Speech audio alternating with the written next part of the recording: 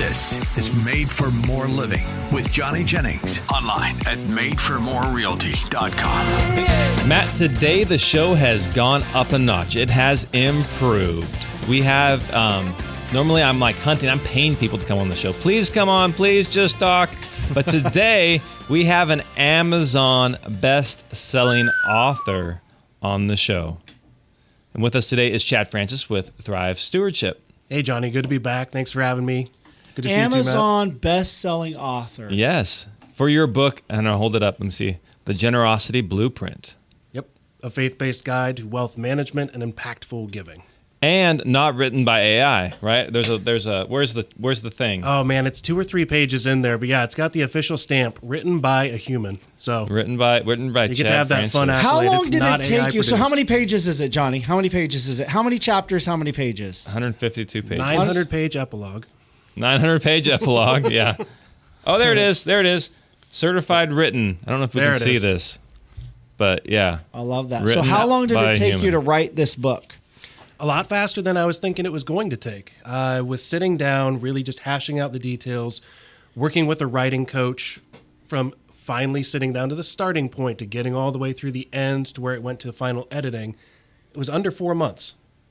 So it was several hours a day, most days of the week, but not That's what I so thought. freaking cool. I want to write a book. I don't even know what I'd write about. Exactly. See, I know? think that's important. You have to be passionate about something in order to put that much time and energy into writing a book. So why, out of all the topics you could have written on, you decided on this one? Why are you so passionate about this topic? Great question. Personal finance is a passion of mine, and helping people and teaching people about those topics. As an investment advisor, as a financial planner, it's what I do. And I think what led me to do that is that it was just my passion. And I love helping people with that. I love teaching people about it. And everything that I can put into that book to help people with that for the ultimate goal of being a more intentional and a more impactful giver, it just made sense that this should be the topic of my book. So how hard was it? Like, so you wrote the book, took about 4 months. You had a team behind you, right? You weren't just figuring this out on your own.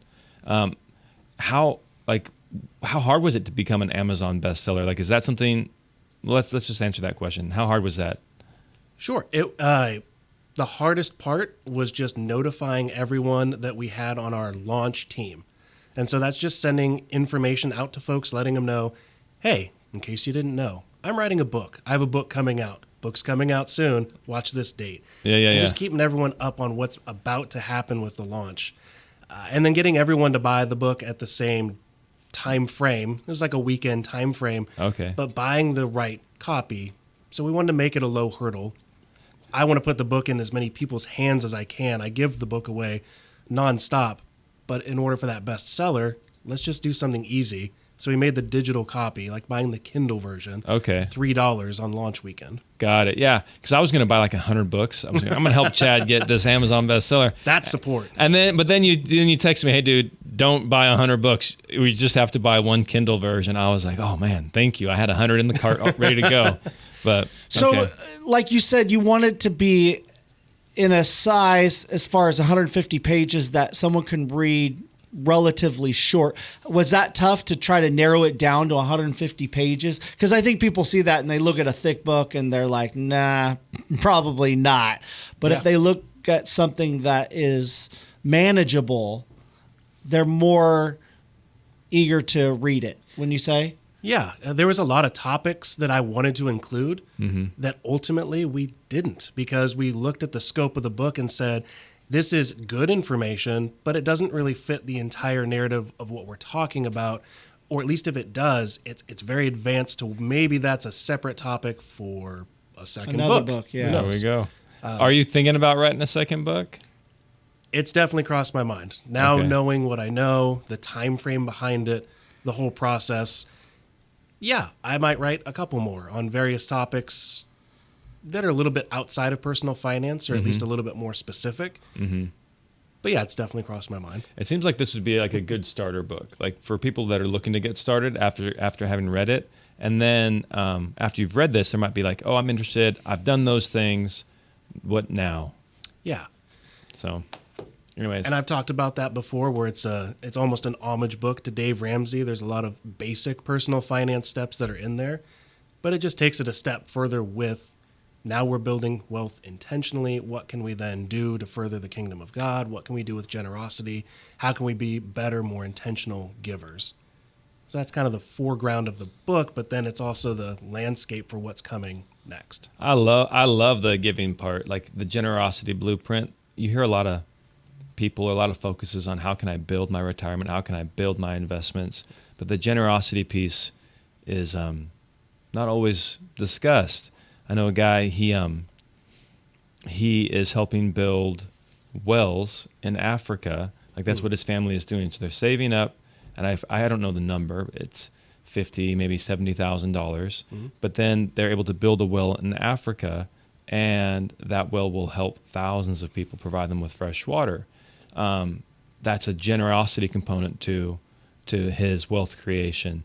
I know another guy who raises funds. He's actually going to be on the radio show here in at some point in the near future. He's out traveling right now doing these types of activities where he is going and he's helping create wells or build schools or build homes.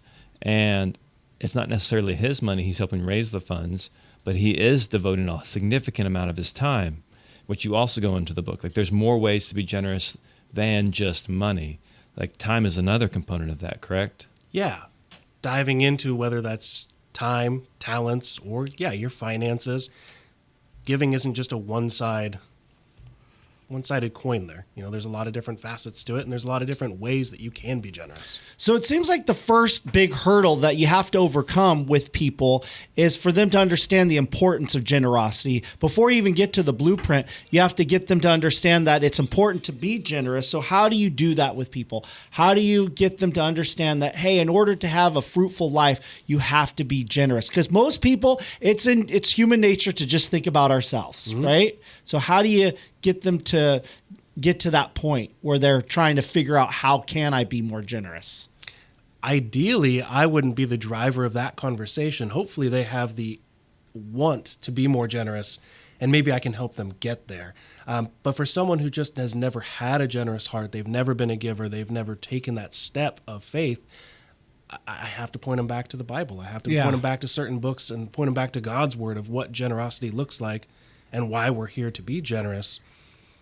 I can certainly help, but I'm certainly not the word on that. Right. Sometimes it's got to be born inside, and you can't necessarily convince someone. They have to convince themselves. They have to come to that conviction that they understand.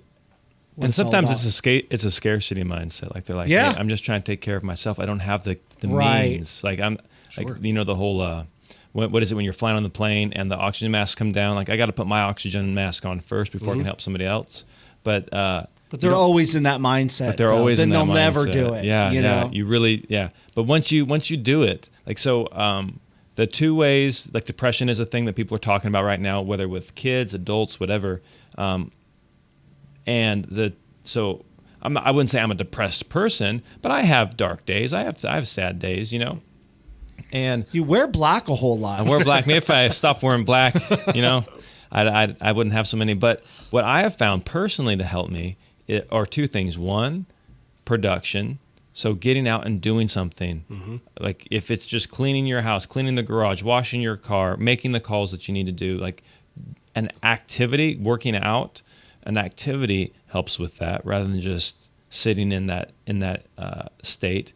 And then the other thing is being generous, like doing something for somebody else. Yeah.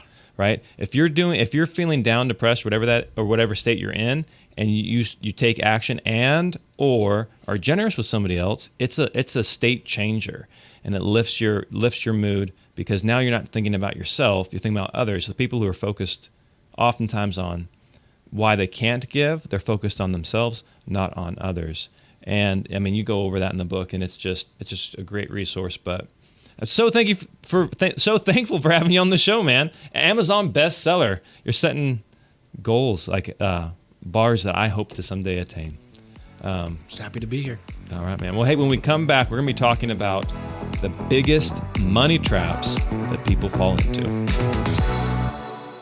Okay, so you're thinking about selling your home this summer, but you're feeling some reservations because you think it's going to be a long, complicated, stressful, overwhelming process. It doesn't have to be. When you call up my friend Johnny Jennings with Made for More Realty, they'll give you at least 3 cash offers on your home in as-is condition. No need to get organized or do showings or open houses or do any of those costly home repairs. Just give Johnny Jennings a shot. He'll give you, again, at least 3 cash offers on your home in as-is condition. So what do? You just Google Johnny Jennings with Made for More Realty. Again, Google Johnny Jennings with Made for More Realty and get more for your home.